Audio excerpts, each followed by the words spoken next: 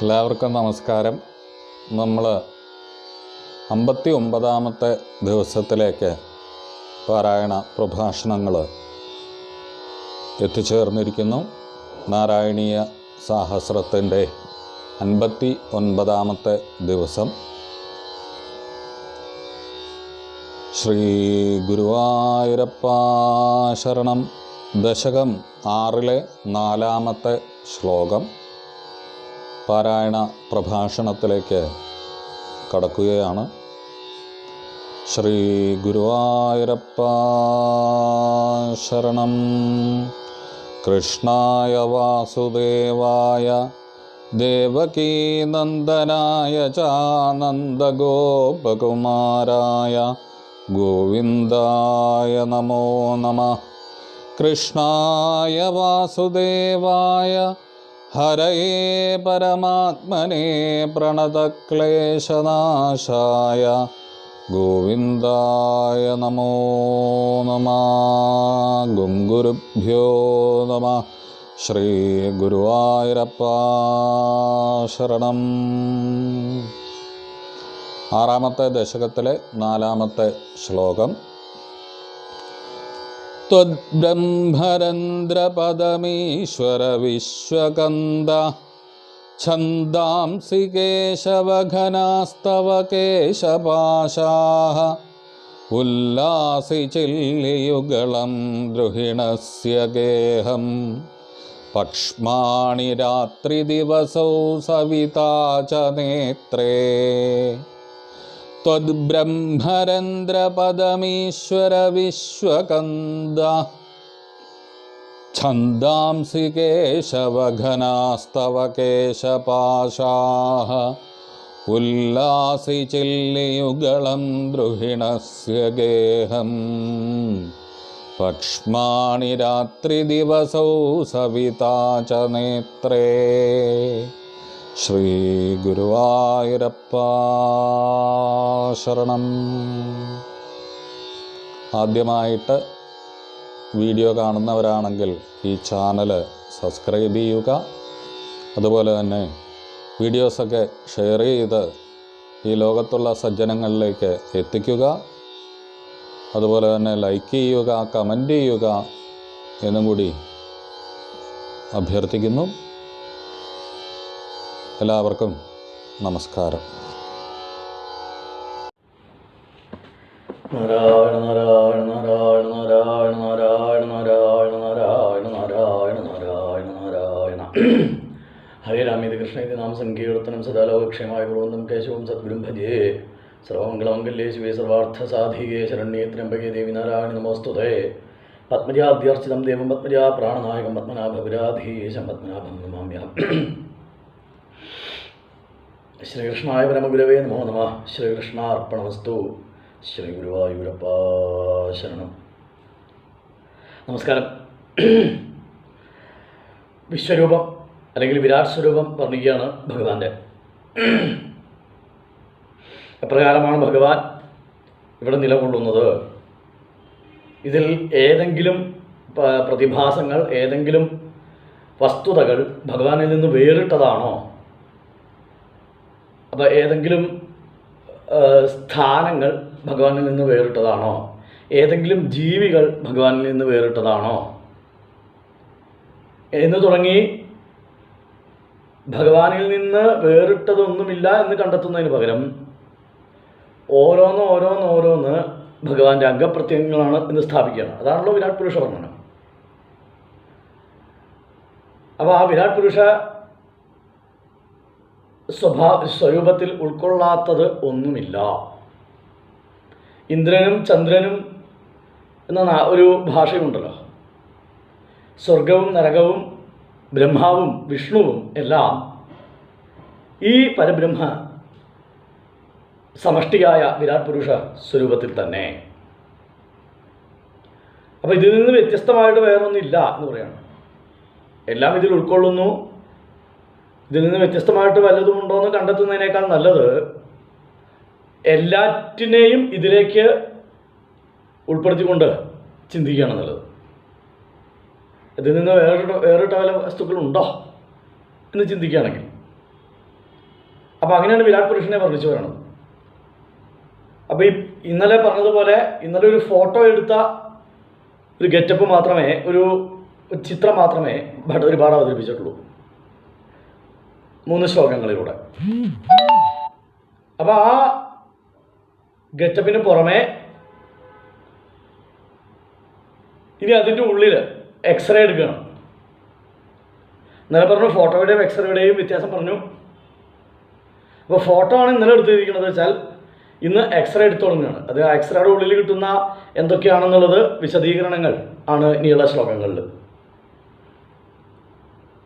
അപ്പോൾ അത് സൂക്ഷ്മമായി പ്രപഞ്ചത്തെ മുഴുവൻ നിരീക്ഷിച്ച് ഇനി നമുക്ക് വേണമെങ്കിൽ ഇതിലൊരു തർക്കവാദവും ഉന്നയിക്കാം. ആ തർക്കത്തിൽ ഒരാൾക്കും ഇതിനെ മറികടക്കാൻ സാധിക്കില്ല, ഈ സിദ്ധാന്തങ്ങളെ മറികടക്കാനും സാധിക്കില്ല. അപ്പോൾ തർക്കങ്ങളെ കൊണ്ട് ഈശ്വരനില്ല എന്ന് സ്ഥാപിക്കാൻ സാധിക്കാത്ത വിധം, അതാണ് പറഞ്ഞത് ഈശ്വരൻ ഇല്ലാത്ത വസ്തു ഏത്, ഈശ്വരത്വം ഇല്ലാത്ത വസ്തുക്കൾ ഏത് എന്ന് കണ്ടെത്തുന്നതിനേക്കാൾ നല്ലത് എല്ലാ വസ്തുക്കളെയും ഈശ്വരത്വത്തിൻ്റെ ഉള്ളിലേക്ക് കൂട്ടിച്ചേർക്കുക ചെയ്തിരിക്കണം. ഇതിൽ നിന്ന് മറ്റൊരു വസ്തുവില്ല. വിരാട് പുരുഷ വർണ്ണനയിൽ ഭഗവാനിൽ ഉൾപ്പെട്ടതെന്ന് പറയുന്ന വസ്തുക്കളിൽ കവിഞ്ഞൊരു വസ്തു പ്രപഞ്ചത്തിലില്ല. ഇപ്പോൾ അത്യന്താധുനിക സാങ്കേതിക തികവുകൾ, ടെക്നോളജിക്കൽ മികവുകൾ,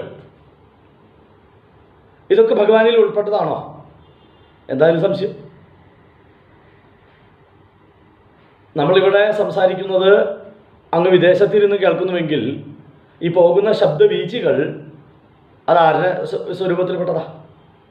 ശബ്ദം ബ്രഹ്മത്തോട് ശബ്ദബ്രഹ്മ എന്നാണ് അതിനെ വിളിക്കുക തന്നെ. അപ്പോൾ എന്ത് കാര്യങ്ങൾ മനുഷ്യൻ വികസിപ്പിച്ചത് അടക്കമുള്ള കാര്യങ്ങളിൽ നമ്മൾ ചിന്തിക്കുമ്പോൾ ആ ഈശ്വര ഭാവം, ബ്രഹ്മഭാവം അതിലുണ്ടെന്നർത്ഥം. അതിനെ ഒഴിവാക്കിക്കൊണ്ട് ഒരു വസ്തുതയും ഈ ലോകത്തിൽ നിലനിൽക്കുന്നില്ല എന്നുള്ളതാണ് സത്യം. തൂണിലും തുരുമ്പിലും എന്ന് പറഞ്ഞതുപോലെ പ്രകൃതി ആയിട്ട് നമ്മൾ കാണുന്ന വസ്തുക്കളിലായാലും ഇനി മനുഷ്യൻ നിർമ്മിച്ച പ്രകൃതിയിലായാലും മനുഷ്യൻ്റെ അത്യന്താധുനിക നാഗരിക ഘടനയിൽ പോലും ഈശ്വരത്വമുണ്ട്. മൊബൈലിൽ സംസാരിക്കുമ്പോൾ ശബ്ദവീചികളായിട്ട് പോകുന്നത് ഭഗവാന്റെ ശക്തിയല്ലേ? ഇനി ഒരു കമ്പനിയുടെ ടവറിൽ നിന്ന് ആ മൊബൈലിലേക്ക്, സിം കാർഡിലേക്ക് അതിൻ്റെ ശക്തി എത്തിക്കുന്നത്, ആ ശക്തി സ്വരൂപം, ശക്തി സ്വഭാവം ഭഗവാന്റെ അല്ലേ? അതുകൊണ്ടാണല്ലോ ഒരു ഇടിമിന്നലേറ്റ് ആ ടവർ നശിച്ചാൽ അവിടെ റേഞ്ച് അങ്ങോട്ട് ഇല്ലാതെയും അത് പുനഃസൃഷ്ടിക്കാൻ, ആ ഇടിമിന്നലേറ്റാലും നശിക്കാത്ത റേഞ്ച് ഉണ്ടാക്കാൻ മനുഷ്യർക്ക് സാധിക്കില്ല. പിന്നെ അവൻ വന്ന് വീണ്ടും അത് മാറ്റി നന്നാക്കി അതിനെ റേഞ്ചുള്ളതാക്കുക ചെയ്യണത്. അപ്പം മനുഷ്യൻ നിർമ്മിച്ച വസ്തുക്കളിൽ തന്നെ പ്രപഞ്ചത്തിൽ ഉൾപ്പെടുന്ന വസ്തുക്കളാണെങ്കിൽ അത് ഭഗവാനോട് ബന്ധപ്പെട്ടതാണ് എന്നുള്ളതിൽ ഒരു സംശയവും ആർക്കും വേണ്ട. അത് എത്ര വലിയ സാങ്കേതിക മികവ് ആയാലും ആ മികവിൽ മികവ് എന്ന പദം വരണമെങ്കിൽ മികവിന് ഒരൊറ്റ ഉദാഹരണമേ ഉള്ളൂ, പരബ്രഹ്മം എന്ന ഉദാഹരണമേ ഉള്ളൂ, ഈശ്വരൻ. ആ ഉദാഹരണത്തിലേ അത് അവസാനിക്കൂ. അതൊരിക്കലും മനുഷ്യൻ്റെ സാങ്കേതികത കൊണ്ട് നന്നാക്കിയെടുക്കാവുന്ന, റിപ്പയർ ചെയ്തെടുക്കാവുന്ന വസ്തുക്കൾ പോലും ആയിരിക്കില്ല. അപ്പോൾ പരിപൂർണമായി ഈ പ്രപഞ്ചത്തെ മുഴുവൻ ഉൾക്കൊള്ളുന്നവനാണ് വിരാട് പുരുഷൻ എന്ന് ഇനി അന്യേർ നിബദ്ധ വപുഷേ എന്നാണ് ഇന്നലെ സമർപ്പിച്ചത്.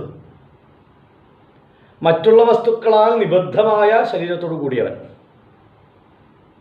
ആ മറ്റുള്ള വസ്തുക്കൾ ഏതൊക്കെയാണെന്നാണ് ഇപ്പോൾ ഇന്ന് മുതൽക്ക് പറയാനും പോണത്.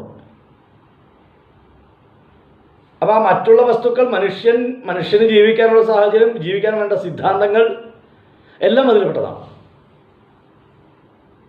ആധ്യാത്മികം, ഭൗതികം രണ്ടും, ലൗകികം അലൗകികം, ഈ രണ്ട് വിഭാഗത്തിൽപ്പെട്ടതും പ്രപഞ്ചസ്വരൂപനായ വിരാട് പുരുഷനിൽ നിക്ഷിപ്തമാണ്, നിബദ്ധമാണ്. അപ്പം ഇതിൻ്റെ മാഹാത്മ്യം പറഞ്ഞറിയിക്കാൻ സാധിക്കുകയില്ല. അപ്പം അത്തരത്തിലുള്ള കാര്യങ്ങൾ കൂടലൂർ കുഞ്ഞിക്കാവ് നമ്പൂതിരി എന്ന മഹാഭക്തൻ നാമജപ മാഹാത്മ്യം പ്രഭാഷണത്തിന് ക്ഷണിച്ചു അദ്ദേഹത്തിന്. ആ മൈക്കിന് മുമ്പിൽ നിന്ന് കുറേ നേരം നാമജപിച്ചു എന്നല്ലാതെ അദ്ദേഹം പറഞ്ഞു, ഇതാണ് നാമജപ മാഹാത്മ്യം, അല്ലാതെ നാമജപ മാഹാത്മ്യം പറയാൻ ഞാൻ ആളല്ല എന്ന് അദ്ദേഹം പറഞ്ഞു. അപ്പം 1000 നാവുള്ള അനന്തന് പോലും ഭഗവാന്റെ മായ പാടി തീരുന്നില്ല എന്നാണല്ലോ നമ്മൾ കേട്ടിരിക്കുന്നത്. എന്തുകൊണ്ടാണ്? ഒരാളുടെ ഒരായുസ് കൊണ്ട് കിട്ടുന്ന ഒരായുസ്സിൽ 24 മണിക്കൂറും 60 മിനിറ്റും 60 സെക്കൻഡും അദ്ദേഹം ഈശ്വരനെ കണ്ടെത്താനോ അദ്ദേഹത്തിൻ്റെ മഹിമ ഇത്രയേ ഉള്ളൂ എന്ന് പറയാനോ ഇനി അദ്ദേഹത്തിൻ്റെ മഹിമ കണ്ടെത്താനോ ശ്രമിച്ചാൽ സാധിക്കില്ല. അപ്പോൾ ഒരു ഗ്രന്ഥത്തിലൂടെയോ വാക്കുകളിലൂടെയോ ഈ പരബ്രഹ്മത്തിൻ്റെ ഈ വിരാട് പുരുഷൻ്റെ സ്വരൂപത്തെ വർണ്ണിച്ചെടുക്കാൻ ബുദ്ധിമുട്ടാണ്. ഒരു ശരീരത്തിലേത് എന്നതുപോലെ മനുഷ്യർക്ക് എളുപ്പം മനസ്സിലാവാനുള്ള ഭാഷയിൽ ആ ശരീരത്തിൻ്റെ അംഗോപാംഗങ്ങളായി ഓരോരുത്തരെ ഓരോന്നിനെ ചിത്രീകരിച്ച് വർണ്ണിക്കുന്നതാണല്ലോ വിരാട് പുരുഷ വർണ്ണനം. അത്രയും സാധിക്കുള്ളൂ മനുഷ്യനെ കൊണ്ട്. ഒരു ചിത്രം വരച്ച് ആ ചിത്രത്തിലെ ഇന്നന്ന ഭാഗങ്ങൾ ഇന്നന്ന പ്രകൃതി വിശേഷങ്ങളായി, പ്രപഞ്ച വിശേഷങ്ങളായി, പ്രപഞ്ച ഘടകങ്ങളായി, പ്രാപഞ്ചിക സ്വഭാവങ്ങളായി വിശേഷിപ്പിച്ചിരിക്കുകയാണ് സൂക്ഷ്മ സ്ഥൂല ഭാവത്തിൽ. അതേ സാധിക്കൂ മനുഷ്യനെ കൊണ്ട്. അതാണ് വാസ്തവത്തിൽ വിരാട് പുരുഷൻ വിശേഷണ രാജിക്കുന്നവൻ എന്ന പേരിൽ അറിയപ്പെട്ടത്. അപ്പം നോക്കൂ, നമ്മൾ എത്ര കോടിക്കണക്കിന് ഭക്തന്മാരുണ്ട്. ഈ കോടിക്കണക്കിന് ഈശ്വരവിശ്വാസികൾ, ഇനി ഭക്തന്മാരെ വിടൂ, ഈശ്വരവിശ്വാസികൾ എന്ന പ്രമാണത്തിൽ എടുക്കൂ. ജ്ഞാനയോഗികൾ, ധ്യാനയോഗികൾ, കർമ്മയോഗികൾ, ഇത് രണ്ടുമല്ലാത്ത ആൾക്കാർ, ഇത് മൂന്നുമല്ലാത്ത ആളുകൾ, ഇതിൽ അവരൊക്കെ ഈശ്വരനെ കാണുന്നില്ലേ എന്നുള്ളതൊന്ന് ആലോചിച്ചു. അവരാരും ഈശ്വരൻ ഇല്ല എന്നല്ല പറയണത്. അവരുടെ ഈശ്വരൻ കുറച്ച് വ്യത്യസ്തനാണെന്ന് മാത്രമേ അവർ അവകാശപ്പെടുന്നുള്ളൂ. ഈശ്വരനില്ല എന്നല്ല അവരാരും പറഞ്ഞത്. അത് നമ്മൾ ചിന്തിച്ചോ. അപ്പം എങ്ങനെ നിഷേധിക്കാൻ സാധിക്കും? എത്ര ആളുകൾ ഇത് നിഷേധിക്കാൻ വേണ്ടി ശ്രമിച്ചിരിക്കുന്നു, അതിൽ പരാജയപ്പെട്ടിരിക്കുന്നു. പ്രപഞ്ചത്തിൻ്റെ വിരാട് പുരുഷൻ്റെ വർണ്ണനയോളം ഇത്ര ശാസ്ത്രീയമായി നിറഞ്ഞു നിൽക്കുന്നവനാണ് ഈ ജഗദീശ്വരൻ, ഈ ജഗദീശ്വരത്വം എന്നുള്ളത് ബോധ്യപ്പെടുത്താൻ വേറൊരു ശാസ്ത്രങ്ങൾക്കും സാധിച്ചിട്ടില്ല. ത്വദ്ബ്രഹ്മരന്ധ്രപദമീശ ഈശ്വര വിശ്വകന്ദ. വിശ്വകന്ദ ഇന്നലത്തെ പോലെ തന്നെ ഓരോ വരിയിലും ഓരോ വിശേഷണമുണ്ട് ഭഗവാന്. ഇന്നത്തെ ശ്ലോകത്തിന് വിശ്വകന്ദ എന്ന് വെച്ചാൽ വിശ്വത്തെ സൃഷ്ടിച്ച് നിലനിർത്തി നശിപ്പിക്കാൻ ശേഷിയുള്ളവൻ. ഈശ്വര എന്ന് വിളിച്ചിരിക്കുന്നു. ഈശ്വരൻ എന്ന് വെച്ചാൽ ശാസ്ത്രം കൊണ്ട് നിലനിർത്തുന്നവൻ. അതാണ് ഈശ്വരൻ എന്ന പദത്തിൻ്റെ അർത്ഥം. ത്വദ്ബ്രഹ്മരന്ധ്രപദമീശ്വര വിശ്വകന്ദ ഛന്ദാംസി. ഛന്ദസ്സുകൾ, വേദങ്ങൾ. അപ്പോൾ ഈ ബ്രഹ്മരന്ധ്രം ഏതാ? ദ്വാദശാരം എന്ന് പറയുന്ന സുഷുമ്ന നാഡിയുടെ ആ ഏറ്റവും ഉച്ചത്തിലുള്ള ഭാവത്തെയാണ് ബ്രഹ്മരന്ധ്രം എന്ന് പറയുക. അത് വേദങ്ങളാകുന്നു എന്ന് വെച്ചാൽ ഈ വിരാട് പുരുഷനാകുന്ന ഈശ്വര രൂപത്തിൻ്റെ അവിഭാജ്യ ഘടകം. ബ്രഹ്മരന്ധ്രം മോക്ഷപദം തരുന്ന, ജീവാത്മാവിന് മോക്ഷപദം കിട്ടുന്ന സ്ഥാനമാണ് ബ്രഹ്മരന്ധ്ര ഭേദനം അവസ്ഥയാണ്. ആ ബ്രഹ്മരന്ധ്രം സുഷുമ്ന മുതൽക്കുള്ള ദ്വാദശാരം കടന്നവിടെ എത്തുന്ന ആ പദം അത് വേദങ്ങളാകുന്നു എന്നാണ് ഭട്ടതിരിപ്പാട് പറയുന്നത്. വേദങ്ങൾ എന്ന് വെച്ചാലോ, വേദങ്ങൾ മോക്ഷമാർഗത്തിലേക്കുള്ള ശാസ്ത്രങ്ങളാണ്. അപ്പോൾ വിരാട് പുരുഷൻ്റെ ഏറ്റവും പ്രധാനപ്പെട്ട നാഡീവ്യൂഹമായ ആ നാഡീവ്യൂഹം വേദങ്ങൾ എന്ന് വെച്ചാൽ ഒറ്റ അർത്ഥമേ ഉള്ളൂ. ഈശ്വരനെ ശരിയായ രീതിയിൽ ആ ഈശ്വരൻ്റെ ഊർജ്ജം, ശക്തി, സ്വഭാവം, സ്വരൂപം ഇത് വർണ്ണിച്ചിരിക്കുന്നത് വേദങ്ങളാണ് എന്നുള്ളതാണ് അവിടെ ഉദ്ദേശിക്കുന്നത്. ശരീരത്തിൻ്റെ അവിഭാജ്യ ഘടകങ്ങളിൽ ഒന്നാണ് ഈ പറയുന്ന ദ്വാദശാരം എന്ന 12 ഘട്ടങ്ങളോട് കൂടിയ ശക്തികൾ, അവസ്ഥകൾ, ശരീരത്തിൻ്റെ സ്ഥാനങ്ങൾ. ഇപ്പം സുഷുമ്ന മുതൽ ബ്രഹ്മരന്ധ്രം വരെ, ആ സുഷുമ്ന നാഡിയുടെ അറ്റം. അപ്പോൾ ആ ദ്വാദശാരം മുതലുള്ള ആ ഒരു അവസ്ഥ, വേദങ്ങൾ അത് അവിടുത്തെ ബ്രഹ്മരന്ധ്രമാകുന്നു എന്നുള്ളതിൻ്റെ അർത്ഥം ഒന്നുമില്ല. ഈശ്വരൻ്റെ പരമപ്രധാനമായ അവസ്ഥ മോക്ഷം എന്നുള്ളത് ബ്രഹ്മരന്ധ്രം വഴിയാണെങ്കിൽ ആ മോക്ഷത്തെക്കുറിച്ചിട്ടുള്ള അവസ്ഥ അത് പറഞ്ഞിരിക്കുന്നത് വേദങ്ങളായതുകൊണ്ട് വിരാട് പുരുഷൻ്റെ സ്വരൂപത്തിലെ ഏറ്റവും പ്രധാനപ്പെട്ട ആ മാർഗം, ജീവാത്മാവ് സഞ്ചരിക്കുന്ന ആ വഴി, അത് വേദങ്ങളിലൂടെ വേണം, വൈദിക ധർമ്മത്തിലൂടെ വേണം ഓരോ മനുഷ്യനും ജീവിക്കാൻ. കേശവ, വീണ്ടും വിളിച്ചു, ഘനാസ്തവ കേശപാശാഹ. കേശവ, അല്ലയോ കേശവ, ഘനാസ്തവ കേശപാശാഹ. കേശപാശം എന്ന് വെച്ചാൽ ചുരുണ്ട മുടിയാണ്, വെറും മുടിയല്ല, പാശം പോലെ. പാശം എന്ന് വെച്ചാൽ കയറ്. കേശാഹ എന്നല്ല പറഞ്ഞിരിക്കുന്നത്, ഘനാഹ എന്ന് പറഞ്ഞിരിക്കുന്നു. ഘനം എന്ന് വെച്ചാൽ മേഘം, കാർമേഘം. നല്ല കനത്ത മഴ പെയ്യാൻ ഭാവിക്കുന്ന ആ സമയത്തുള്ള കാർമേഘത്തിൻ്റെ ആ കാർമേഘങ്ങളാണ് അവിടുത്തെ കേശപാശാഹ, മുടിക്കെട്ടുകൾ.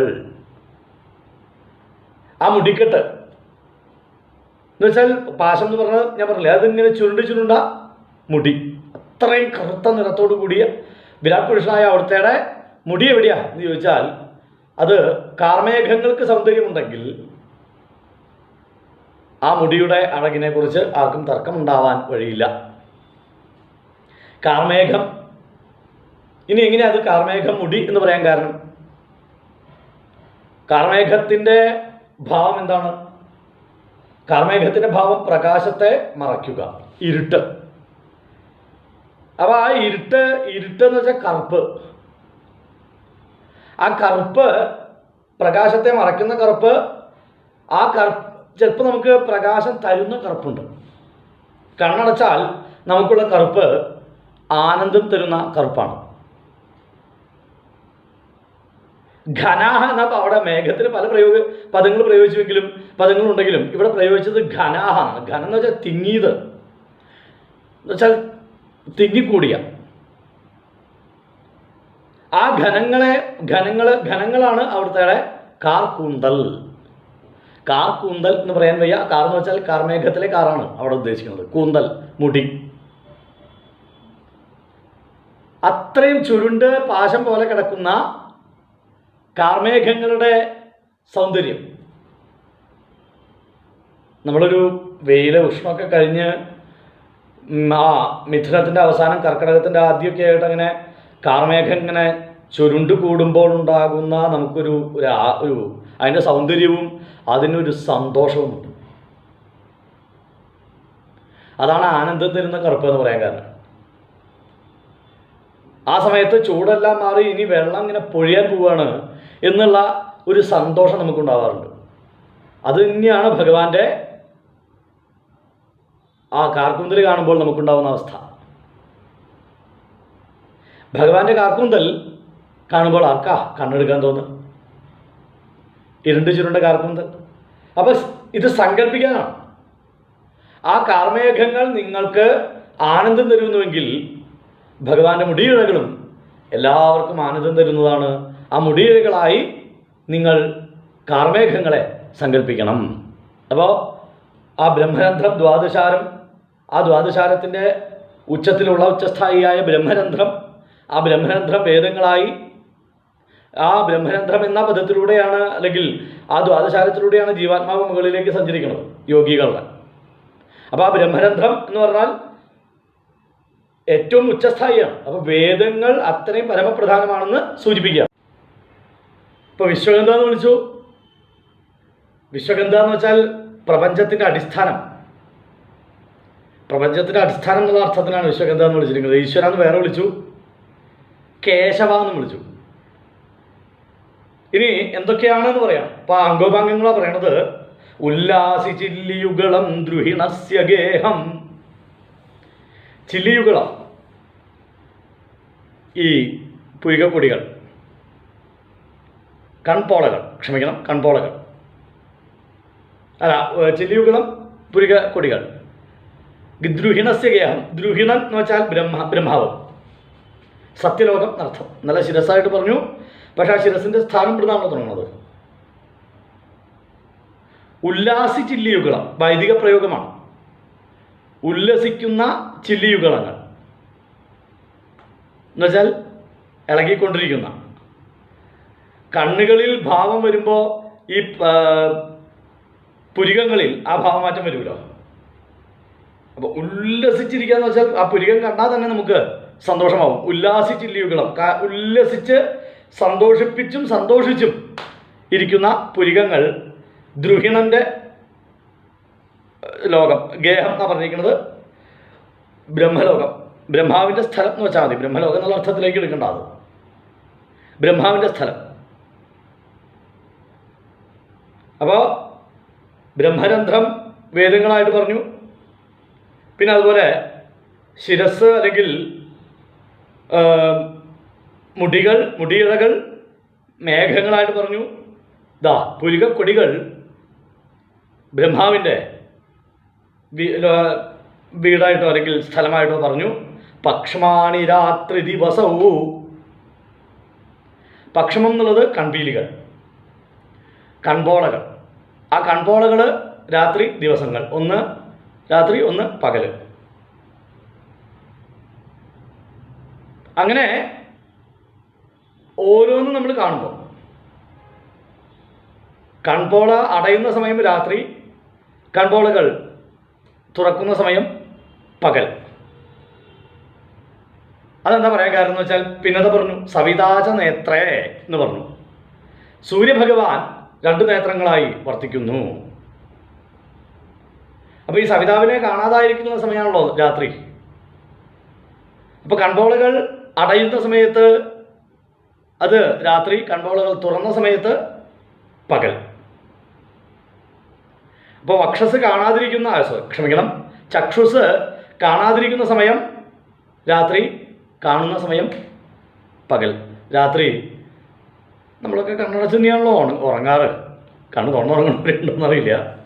കണ്ണടച്ചാണ് സാമാന്യന ആളുകൾ ഉറങ്ങുന്നതെങ്കിൽ ആ കണ്ണടച്ച അവസ്ഥയാണ് രാത്രി. അപ്പോൾ കൺപീലികളുടെ പ്രക്രിയ, കൺപീലികളുടെ സ്വഭാവം അതാണ് രാത്രി ദിവസങ്ങളായിട്ട് മാറുന്നത്. കൺപീലികൾ അടയുമ്പോൾ അത് രാത്രിയായും കൺപീലികൾ ഉണർന്നാൽ അത് പകലായും. അപ്പോൾ നമ്മളെന്താ ചിന്തിക്കേണ്ടത്? അതിലൂടെ നമ്മൾ ചിന്തിക്കേണ്ടത്, നമ്മൾ ഉറങ്ങാൻ കിടക്കുമ്പോൾ ഭഗവാന്റെ കൺപീലികൾ അടഞ്ഞിരിക്കുന്നു, നിമീലിത നേത്രത്തിൽ ആണ്.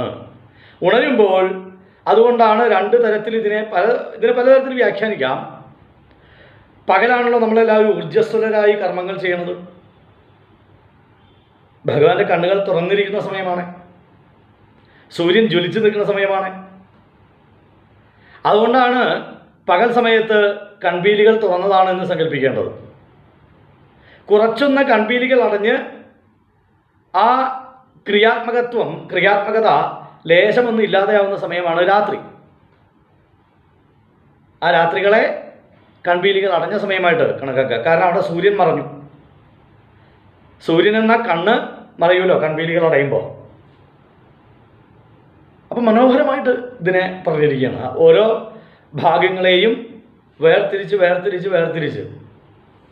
ഞാൻ ഇന്നലെ പറഞ്ഞു, ഓരോ വിശേഷണങ്ങൾക്ക് കൂടി ഈ ഘട്ടത്തിൽ പ്രത്യേകതയുണ്ടെന്ന്. ഇന്നലെ ഞാൻ എടുത്തു പറഞ്ഞു, ഇന്നും പറയാം. ഈശ്വര എന്ന ആദ്യത്തെ വരിയിൽ ഈശ്വര എന്നും വിശ്വകന്ധ എന്നും വിളിച്ചു. വിശ്വകന്ധ എന്ന് വെച്ചാൽ വിശ്വത്തിന് മുഴുവൻ ആധാരഭൂതനായവൻ, വിശ്വകാരണം. അതാണ് വിശ്വകന്ധ്. കന്ധൻ എന്ന് സുബ്രഹ്മണ്യ സ്വാമിക്ക് ഒരു പര്യായം കൂടി ഉണ്ടല്ലോ. നമുക്ക് ഇനി ഭഗവാനുണ്ട് ആ പര്യായം. അപ്പം കന്ധൻ എന്നുള്ളത് കാരണഭൂതൻ, ആധാരമായിട്ടുള്ള, വിശ്വത്തിന് മുഴുവൻ ആധാരമായവൻ വിശ്വകന്ധൻ. ഈശ്വര നിയന്ത്രിക്കുന്നവൻ, ഈശത്തെ ശാസിക്കുന്നവൻ, ശാസിച്ച് ഈ പ്രപഞ്ചത്തിൻ്റെ കാരണഭൂതനായിട്ടും സ്വയം ശാസിച്ച് ഈശ്വരഭാവത്തിൽ വർത്തിക്കുന്നവനും അവിടുന്ന് തന്നെ. അതാണ് രണ്ട് വിശേഷണം അവിടെ വന്നത്. പിന്നെ ഒരു വിശേഷണം രണ്ടാമത്തെ വരിയിൽ കേശവ എന്ന് കാണാം. ഈ കേശവ എന്നുള്ളതിന് ആചാര്യന്മാർ പറയുന്ന അർത്ഥത്തിന് കണക്കില്ല. കേശിയെ നിഗ്രഹിച്ച് എന്ന് ഭാഗവതത്തിൽ പറയും. കംസഭൃത്യനായിട്ടുള്ള കേശിയെ അദ്ദേഹം കുതിരയുടെ രൂപത്തിൽ വന്നപ്പോൾ കൊന്നു ഭഗവാൻ. അതുകൊണ്ട് കേശവൻ എന്ന് വിളിക്കപ്പെടും ഭഗവാൻ. ഇനി ഇവിടെ വ്യാഖ്യാതാവ് പലതരത്തിലുള്ള അർത്ഥങ്ങളെ പറഞ്ഞിരിക്കുന്നു. ക എന്നുള്ളത് വെള്ളം എന്നുള്ളതിൻ്റെ ശബ്ദത്തിൽപ്പെട്ടതാണ്. വെള്ളത്തിന് ക എന്നൊരു ശബ്ദം ഉണ്ട് സംസ്കൃതത്തിൽ. ക എന്ന അർത്ഥമുണ്ട്, വെള്ളം എന്ന അർത്ഥമുണ്ട്. വെള്ളത്തിൽ കിടന്നവൻ എന്നുള്ള അർത്ഥത്തിൽ കേശവൻ. ഇനി ക പ്ലസ് ആ പ്ലസ് ഇ കെ. ക എന്നുള്ളത് ബ്രഹ്മാവിൻ്റെ അവസ്ഥ അല്ലെങ്കിൽ ബ്രഹ്മാവ് എന്ന പദം. ഈ ആ എന്നുള്ളത് വിഷ്ണുവിനെ സൂചിപ്പിക്കുന്നു. ഈ എന്നുള്ളത് ബ്രഹ്മാവിനെ സൂചിപ്പിക്കുന്നു. ക ആ ഇ എന്നുള്ളതാണ് കെ എന്നായത്. അപ്പോൾ ആ കെ ഈശ്വരൻ അല്ലെങ്കിൽ കേശ്വരനാണ് കേശവൻ ആയത്. ബ്രഹ്മാവിഷ്ണു മഹേശ്വരന്മാർക്ക് തുല്യൻ അല്ലെങ്കിൽ ആ മഹേശ്വരന്മാർ കുടികൊള്ളുന്നത് പോലും ആ ബ്രഹ്മാവിഷ്ണു മഹേശ്വരന്മാരുടെ മുഴുവൻ ഒരു കൂട്ടിക്കലർപ്പാണ് കേശവൻ എന്ന പദം. എന്നുവെച്ചാൽ ഭഗവാൻ അത്തരത്തിലുള്ള സ്വഭാവമുള്ള ആളാണെന്ന് അർത്ഥം. അപ്പോൾ ആ വിശേഷണം പലതരത്തിൽ നമുക്ക് കാണാൻ സാധിക്കും. ഇത് ഓരോരോ ഘട്ടങ്ങളിൽ ഓരോരോ തരത്തിൽ വിശേഷിപ്പിച്ചിരിക്കുന്നത്. പ്രത്യേകിച്ചും കവികളൊക്കെ അത്തരത്തിലൊരു സാങ്കത്യമോ പ്രാസമോ അല്ലെങ്കിൽ അർത്ഥ സാമ്യമോ ഉള്ള സ്ഥലത്തെ അത് പ്രയോഗിക്കൂ. വിശേഷണം ഈ പേര് വിളിക്കല് വെറുതെ ഒരു പേര് വിളിക്കല്ല. ആ സന്ദർഭവുമായി യോജിച്ച് ഈ പേരിന് ഒരു അർത്ഥമുണ്ടായിരിക്കും. അപ്പോഴേ ആ മനഃപൂർവ്വം ആ പേര് വിളിക്കുന്നത്. അപ്പം ഇവിടെ ഭഗവാന്റെ രൂപത്തെ വർണ്ണിച്ചു വരുന്നു. ആ രൂപത്തിൻ്റെ സൗന്ദര്യം വർണ്ണിക്കുന്നു. സൗന്ദര്യം എന്നുള്ളത് രൂപത്തിനേ ഉണ്ടാവുള്ളൂ, അരൂപത്വത്തിന് സൗന്ദര്യമില്ല. വ്യക്താവ്യക്തമിതം എന്ന് കഴിഞ്ഞ ദശകം ആരംഭിച്ചുവെങ്കിൽ ഏവം ചതുർദശ ജഗന്മയതാം എന്നാണ് ഈ ദശകം ആരംഭിച്ചത്. ആ വ്യക്താവ്യക്തമാണെങ്കിലും 14 ലോകങ്ങൾ എന്ന രൂപത്തിൽ 14 ലോകങ്ങളിലും നിറഞ്ഞു നിൽക്കുന്ന രൂപത്തിലേക്ക് അവിടുന്ന് മാറി. അപ്പം അതിന് സൗന്ദര്യം ഒന്നാണ്. ഈ സൗന്ദര്യത്തിൻ്റെ പിന്നിൽ ചേതനയുമുണ്ട്, ശക്തിയുമുണ്ട്. രണ്ടും ഇല്ലെങ്കിൽ സൗന്ദര്യം ഉണ്ടാവില്ല. ചേതനയും വേണം, ശക്തിയും വേണം. ആ ചേതന ചൈതന്യം അത് ഭഗവാൻ, ശക്തി മായാശക്തി. നിങ്ങൾ ഒരു പെയിൻറ്റിങ്, ഒരാളുടെ ഒരു ചിത്രം വരാ നിങ്ങളെ ആകർഷിക്കണമെങ്കിൽ ആ നമ്മളെന്താ പറയാറുള്ളത്? അതിൽ ജീവനുണ്ട് എന്നാണ് പറയുക. ഒരു കഥ നിങ്ങൾ വായിക്കുമ്പോൾ ആ കഥയിലെ വാക്കുകളിലൂടെ കഥാകാരൻ സന്ദർഭത്തെ വരച്ച് കാണിക്കുമ്പോൾ നിങ്ങൾക്ക് ആ സന്ദർഭം മനസ്സിലാവാൻ കാരണം അല്ലെങ്കിൽ ആ സന്ദർഭം നിങ്ങളെ സ്വാധീനിക്കാൻ കാരണം ചേതനയുണ്ട്, ശക്തിയുണ്ട്, അവിടെ സൗന്ദര്യമുണ്ടായി. നിങ്ങൾ എത്ര സുന്ദരിയാവട്ടെ സുന്ദരനാകട്ടെ, ഒരു ഉല്ലാസമില്ലെങ്കിൽ, ഊർജമില്ലെങ്കിൽ നിങ്ങൾക്ക് തന്നെ സംതൃപ്തി ഉണ്ടാവില്ല. നിങ്ങളുടെ ആ സൗന്ദര്യം അംഗീകരിക്കപ്പെടില്ല. അപ്പോൾ അവിടെ ഉല്ലാസം വേണം, ഊർജം വേണം. ആ ഊർജം ഭഗവാൻ. പ്രപഞ്ചത്തിലെ ഏത് വസ്തുക്കളിലേക്ക് നോക്കിയാലും മൊബൈൽ നമ്മൾ ക്യാമറയിൽ വീഡിയോ പകർത്തുന്നു, ഫോട്ടോകൾ എടുക്കുന്നു. എങ്ങനെ? അതിൻ്റെ ശക്തി, ബാറ്ററിയുടെ ശക്തിയോ അല്ലെങ്കിൽ ക്യാമറയുടെ ടെക്നോളജിയോ. പക്ഷേ ആ ശക്തിയായി വർത്തിക്കുന്നതും ഈശ്വരൻ തന്നെ. മനുഷ്യനുണ്ടാക്കിയതാന്ന് പറഞ്ഞിട്ട് കാര്യമില്ല. ഒരു ഫ്ലാഷ് അടിക്കുമ്പോൾ അയാളുടെ രൂപം ഇതിലേക്ക് പകരുന്നുവെങ്കിൽ അതൊരു ശക്തിയാണ്. ആ ശക്തി മനുഷ്യനുണ്ടാക്കിയതല്ല. അതറിയാതെ അടിക്കുമ്പോൾ അതിങ്ങനെ വരുന്ന സ്വഭാവം മനുഷ്യനുണ്ടാക്കിയെന്നല്ലാതെ അത് ആ സ്വഭാവമാണ്. അത് തനിയെ ഉണ്ടായതാണ്. അത് മനുഷ്യനുണ്ടാക്കി തീർത്ത ഭാവമല്ല. അത് പാടത്ത് വെള്ളം അടിക്കാറുണ്ടോ? 5-ൻ്റെയോ 12-ൻ്റെയോ ഒക്കെ മോട്ടോർ വെച്ച് ഈ മോട്ടോർ വെച്ച് അടിക്കുമ്പോൾ ഈ അടിച്ച വെള്ളം പുറത്തേക്ക് പോകുന്ന സ്വഭാവം മനുഷ്യനുണ്ടാക്കിയതല്ല. അതിനൊരു ശക്തിയുണ്ട്, ചാലകശക്തിയുണ്ട്. ഈ ചാലകശക്തി അത് ഈശ്വരനാണ്. ഈ എൻജിനുകളുടെ സ്പെയർ പാർട്സ് അതൊക്കെ കൂട്ടിച്ചേർത്ത് എൻജിനുണ്ടാക്കി അത് ഇന്ന രീതിയിൽ പ്രവർത്തിപ്പിക്കും എന്ന് മനുഷ്യൻ തീരുമാനിച്ചു, പ്രവർത്തിപ്പിക്കുന്നു. ഈ പ്രവർത്തനത്തിലേക്ക് വയർ വഴി, അതിൻ്റെ വയർ എന്നൊരു കണക്ഷൻ ഉണ്ടല്ലോ, കോഡ്, ആ കോഡ് വഴി എൻജിനിലെത്തി ഇതിനെ ചലിപ്പിക്കുന്ന ശേഷിയായിട്ട് വർത്തിക്കാൻ മനുഷ്യന് പറ്റില്ല. ആ ശേഷി ഉണ്ടാക്കാൻ മനുഷ്യന് പറ്റില്ല. അപ്പോൾ ആ ശേഷി അവിടെ ഉണ്ട്, അത് ഈശ്വരനാണ്. ഇങ്ങനെ എടുത്തു നോക്കിക്കോളൂ എന്ത് വേണമെങ്കിലും. നന്നായിട്ട് പാചകം ചെയ്യുന്ന ആൾക്കാരാണ് നമ്മളെല്ലാവരും. ഈ പാചകത്തിലേക്ക് അഗ്നിയായി അത് പാചകം ചെയ്യപ്പെടുന്ന വസ്തുവിലേക്ക് മാറി നല്ല വിഭവമായിട്ട് മാറാൻ മനുഷ്യന് അതിൻ്റെ റെസിപ്പി അല്ലെങ്കിൽ അതിൻ്റെ കൂട്ട് കറക്റ്റായിട്ട് ഇടാൻ മാത്രമേ നമുക്ക് സാധിക്കുള്ളൂ. ഇത്ര മഞ്ഞപ്പൊടി, ഇത്ര ഉപ്പ്, ഇത്ര മുളക് പൊടി, വെളിച്ചെണ്ണ തുടങ്ങിയത്. ഇതാ കൂട്ടായി അതിനെ മനോഹരമായ ഒരു വിഭവമാക്കി മാറ്റി എടുക്കാൻ നമുക്ക് സാധിക്കില്ല. ഇത്ര കൂട്ടുകൾ കൂടുമ്പോൾ നന്നാവാറുണ്ട് എന്ന് മാത്രമേ നമുക്ക് പറയാൻ പറ്റുള്ളൂ. എന്നിട്ട് തന്നെ എല്ലായ്പ്പോഴും നന്നാവാറില്ല. അപ്പോൾ അവിടെ നിന്ന് ശക്തിയുണ്ട്, അദൃശ്യമായ ശക്തി. ആ ശക്തി മനുഷ്യന് അതീതമാണ്. അപ്പം ഇവിടെയൊക്കെ നമുക്ക് മനുഷ്യൻ പ്രപഞ്ചത്തെ നിർമ്മിച്ചുകൊണ്ടിരിക്കുന്നു, നാഗരികമായി വിസ്തൃതമാക്കിക്കൊണ്ടിരിക്കുന്നുവെങ്കിൽ ചാലകശക്തിയായിട്ട് വർത്തിക്കുന്ന ഒരു സ്വഭാവമുണ്ട്. അതിനെ നമ്മൾ ഉപയോഗിക്കുക ചെയ്യുന്നത്. ആ ശക്തിയെ നമുക്ക് കണ്ടെത്താൻ സാധിക്കില്ല, ആ ശക്തിയെ നശിപ്പിക്കാനും പറ്റുന്നില്ല. ഭൂമി കറങ്ങുന്നു എന്ന് പറയുന്നു, ഭൂമി കറങ്ങുന്നു എന്ന് കണ്ടെത്താനേ സാധിച്ചിട്ടുള്ളൂ, കറക്കാൻ മനുഷ്യന് പറ്റിയിട്ടില്ല. അതാണ് കവി പാടിയത്, മനുഷ്യന് ഈ ലോകത്തെ നിയന്ത്രിക്കാനുള്ള ശക്തി ഈശൻ തന്നു എന്നാണ് അദ്ദേഹം പാടിയത്. അത് പ്രപഞ്ചത്തിൽ മനുഷ്യന് മാത്രം തന്നിരിക്കുന്ന ശക്തിയാണ്. ആ ഈശ്വരത്വത്തിലൂടെ നമ്മളുടെ നാഗരിക ഭാവം വികസിപ്പിക്കുക ചെയ്യണത്. അപ്പോൾ എന്ത് നമ്മൾ ചെയ്യുമ്പോഴും നമ്മളുടെ ചെയ്യലിൻ്റെ ശക്തി സ്വരൂപത്തിൽ നിൽക്കുന്നത് പരബ്രഹ്മ വിശേഷം തന്നെയാണ്, ഈശ്വരത്വം തന്നെയാണ്. അപ്പോൾ അതുകൊണ്ടാണ് പലപ്പോഴും വലിയ വലിയ കാര്യങ്ങൾ ചെയ്യുന്ന ആളുകൾക്ക് ചിലപ്പോൾ ചെറിയ ചെറിയ തെറ്റുകൾ പോലും പറ്റണമെന്ന്. കാരണം ആ ചാലകശക്തി, അവിടെയുള്ള ആ ശക്തി, അദ്ദേഹത്തിനെ പ്രചോദിപ്പിച്ചിരുന്ന ശക്തി, അത് അദ്ദേഹം ഉണ്ടാക്കിയതല്ല. നമ്മൾ സൂര്യപ്രകാശത്തിൽ നിന്ന് വൈദ്യുതി കണ്ടെത്തുന്നു, ഇടിമിന്നലിൽ നിന്ന് വൈദ്യുതി ഉൽപ്പാദിപ്പിക്കുക, എല്ലാം ചെയ്യുന്നുണ്ട് മനുഷ്യൻ. പക്ഷെ ഇതിനൊന്നും നിയന്ത്രിക്കാനോ ഈ ശക്തിയെ അതിൻ്റെ അളവിൽ ചിലപ്പോൾ സ്വീകരിക്കാനോ സാധിക്കുന്നില്ല മനുഷ്യന്. അതാണ് ഇവിടെ പറഞ്ഞിരിക്കുന്ന അത്രയും കാര്യം. ഈ രൂപങ്ങളെയൊക്കെ ഭഗവാന്റെ ഭാവങ്ങളായി കണ്ടുകൊണ്ട് കാർമേഘം കാണുമ്പോൾ ഭഗവാന്റെ കൂന്തൽ എന്നും, വേദങ്ങൾ ഉപാസിക്കുമ്പോൾ അത് ഭഗവാന്റെ ദ്വാദശാലം, ആ സുഷുമ്നാനാഡിയുടെ അഗ്രമായിട്ട് കണക്കാക്കാനും ബ്രഹ്മരന്ധ്രമാക്കി കണക്കാക്കാനും, നമ്മൾ രാത്രി പകലുകൾ വരുമ്പോൾ ഭഗവാൻ നേത്രങ്ങൾ അടയ്ക്കുകയും തുറക്കുകയും ചെയ്യുന്നു എന്ന ഭാവം ഉൾക്കൊള്ളാനും,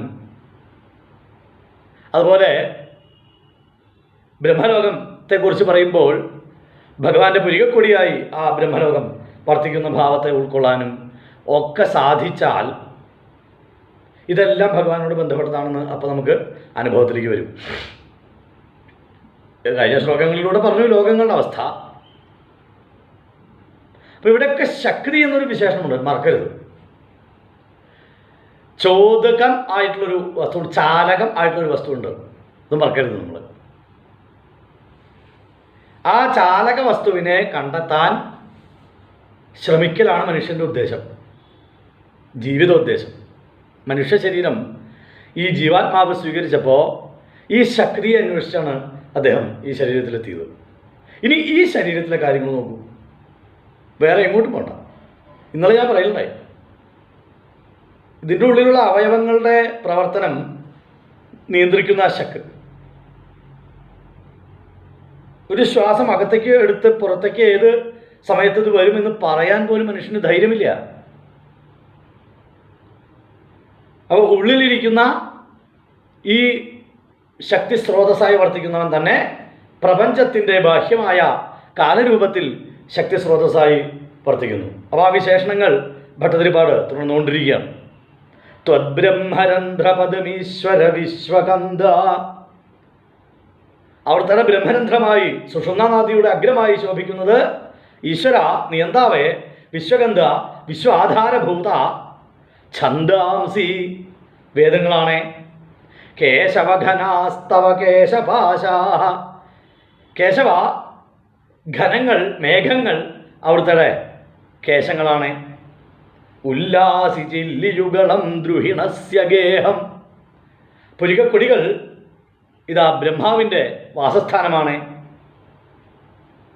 പക്ഷ്മാണി രാത്രി ദിവസവും സവിതാച നേത്രേ, കണ്ണടയുമ്പോഴും കണ്ണു തുറക്കുമ്പോഴുമുള്ള പ്രതിഭാസമാണ് അവിടുത്തെ. ആ പ്രതിഭാസത്തെയാണ് രാത്രി ദിവസങ്ങൾ എന്ന് മനുഷ്യന്മാർ വിളിക്കുന്നത്. സവിതാച നേത്രേ, കണ്ണുകളായി വർത്തിക്കുന്നത് സ്വയം സവിതാവ് തന്നെ എന്ന് ഈ ശ്ലോകത്തിലൂടെ ഭട്ടതിരിപ്പാട് ഉദ്ബോധിപ്പിക്കുന്നു. നമസ്കാരം. ജയ് ശ്രീകൃഷ്ണ.